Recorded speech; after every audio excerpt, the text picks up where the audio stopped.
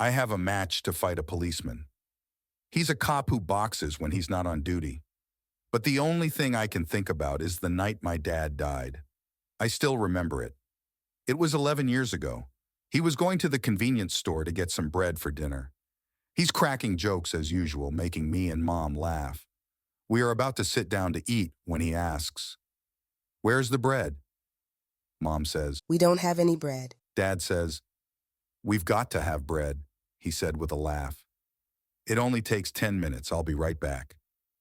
He goes to the convenience store. It's only about 2 blocks away. Then we heard. I'll never forget the look on my mom's face. She said, "Wait here," as she slowly and cautiously walks outside the door. Dad was caught in a crossfire with the police and someone trying to rob the convenience store. The police shot my dad, fatally wounding him. We are the Morgans, a Black American family. We live in Gary, Indiana, in a red brick house that has a big picture window that my dad took a lot of pride in keeping clean. My dad worked in the steel mill. Before that, he was a prize fighter. My mom is a housewife, and sometimes she would do some sewing for the neighbors to make ends meet. It was the 1970s. I remember him always kissing my mom before he went to work and giving me a nod and a wink before walking out the door. I remember thinking everything's going to be all right because that's my dad. I also remember rushing home in the evening from school to do my homework and my chores so we could work out. And I couldn't wait to see that old blue Chevy pickup truck coming around the corner. At dinner, Mom would talk about her day. Almost through with my sewing. Miss Lucy wants me to take her dress out some more. Lord, there is no more material in that dress. I don't know how to tell her. We all left. Dad would sometimes do impressions that were not very good, but it made us laugh. My supervisor, Mr. Frank, walked in talking about being on time with those thick glasses and his pants pulled up the crack of his butt, looking like Mr. Magoo. "I wanted to tell him you're the one who's late," Dad said, imitating Mr. Frank. "Who is Mr. Magoo?" I asked. Finish your food, son.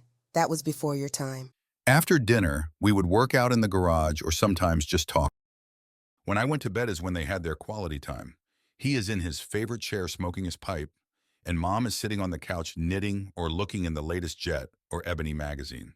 That boy rushes in the door and goes to doing his chores and homework just waiting for you to come home.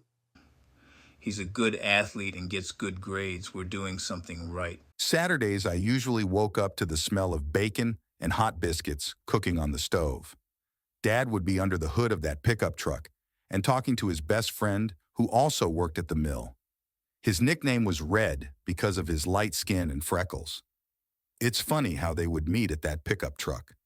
I would hurry up and do my chores, cutting the grass. I loved the smell of fresh cut grass. Dad would nod his head in approval so I could go play with my friends. Mom is getting ready for Sunday morning washing and ironing over shirts and pants. Sunday morning, Mom gets up early singing hymns, getting the food ready and talking to my dad at the same time. You don't want to be late. Fussing about how much work she has to do, but loving it at the same time. Dad is the head deacon. It's his job to ring the church bell. You can hear it all through the neighborhood. Mom cooks more food than we can eat because Dad always ends up bringing someone home. The next day, we are in the garage working on my footwork. He could tell that I really wasn't into it. He put his hands on my shoulder. He gave me his answer without saying anything. He had a way of smiling with his eyes. Then he said, "Let's go get something to eat." That's the last time we had a father and son talk.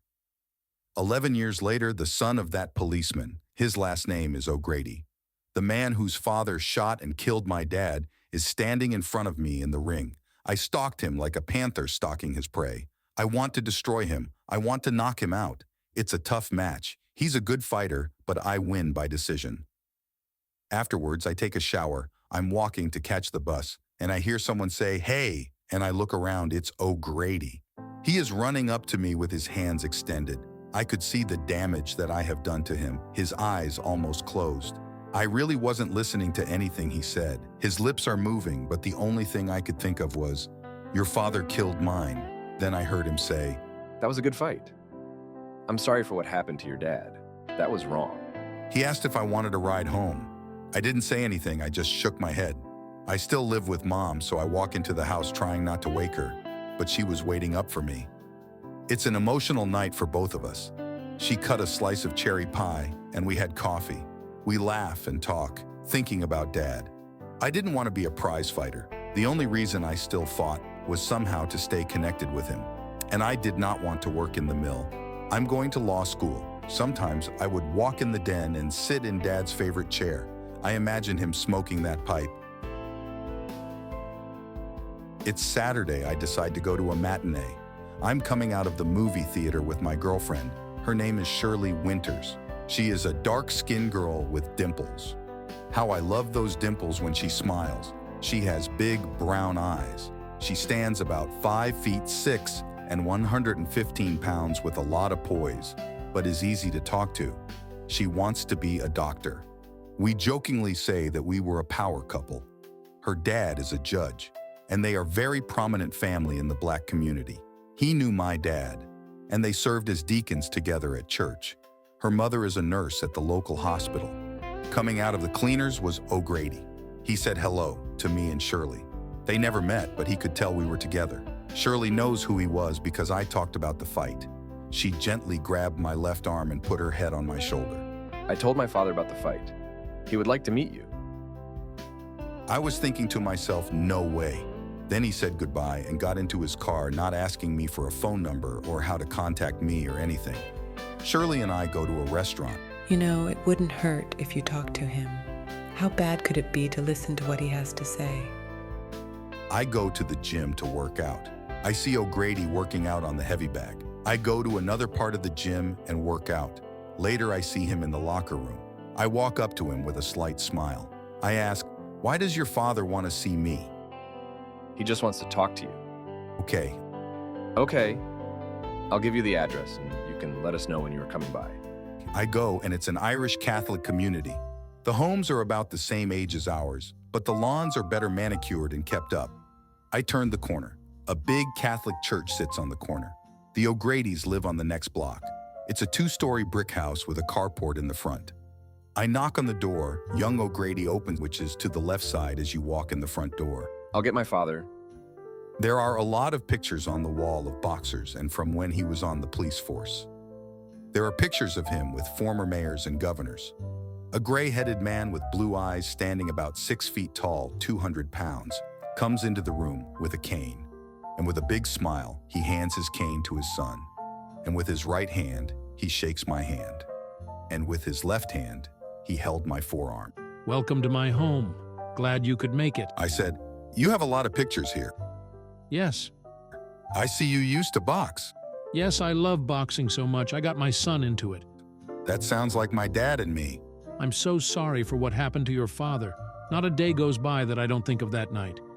I wanted to contact your mom, but I was advised not to. I was shot by the robber and I returned fire and shot your father. That's why I had to talk to you. Mrs. O'Grady opens the sliding door. Would you like to stay for dinner? No, thank you. My mom is expecting me. Driving home, I'm thinking that this is the guy that I hated for all these years. I hated him. I hate that blue uniform. I didn't trust policemen, but I was glad that I came and met him. I almost feel like it was a dishonor to like this man, but at the same time, I see the sincerity in his eyes and in his voice. I see how much we have in common. Just a different race. I had a good feeling driving home.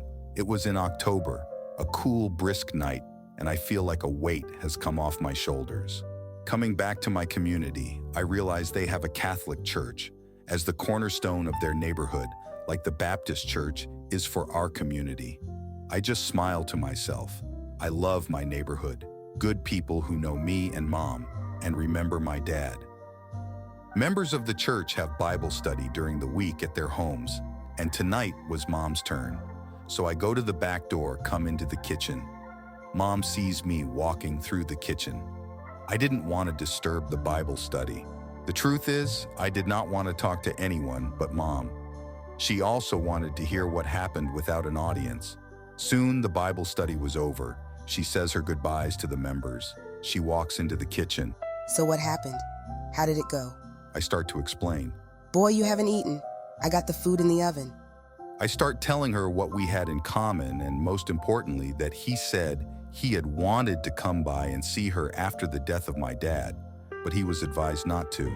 Oh, I didn't care about that. I just wanted answers to what happened.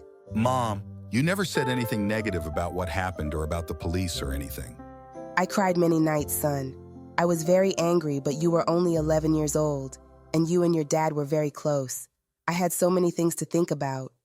With Dad's pension and insurance money, Mom was able to pay off the remaining balance of the house and have some repairs done. Dad's best friend, Red, would often stop by to see how we are doing. He told me that Dad was a shop steward at the mill. As a leader, he helped set a lot of policies. And oh yeah, I still have that old blue Chevy pickup.